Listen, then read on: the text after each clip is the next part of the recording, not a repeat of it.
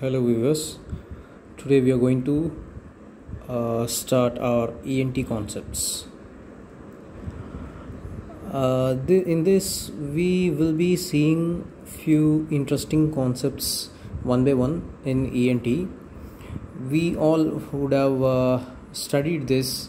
Basically this is meant for UG students and PG aspirants. Obviously it may be quite interesting to few postgraduates also who are pursuing in MS in ENT. So let us start with basal abscess. We would have read about basal abscess. It is one of the extracranial complications of chronic suppurative otitis media. So what is so much intriguing in this basal abscess is differentiation between the basal abscess and its close friend Citelli's abscess. Okay, so in order to know the difference between these two, we should know a little bit anatomical detail regarding the mastoid air cells.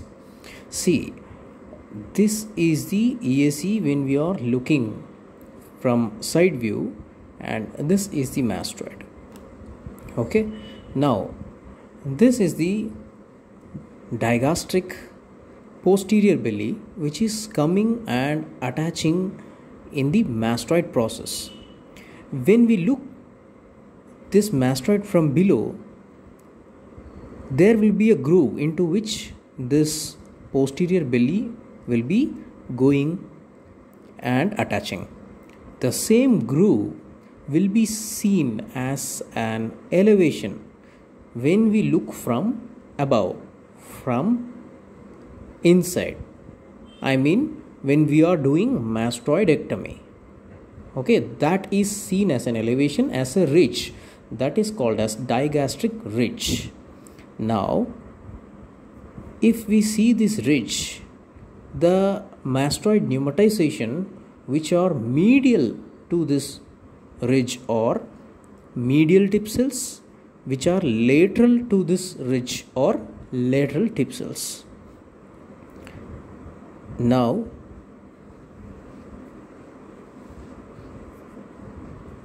this is the mastoid viewed from above during mastoidectomy. This is digastric ridge. This is medial, this is lateral.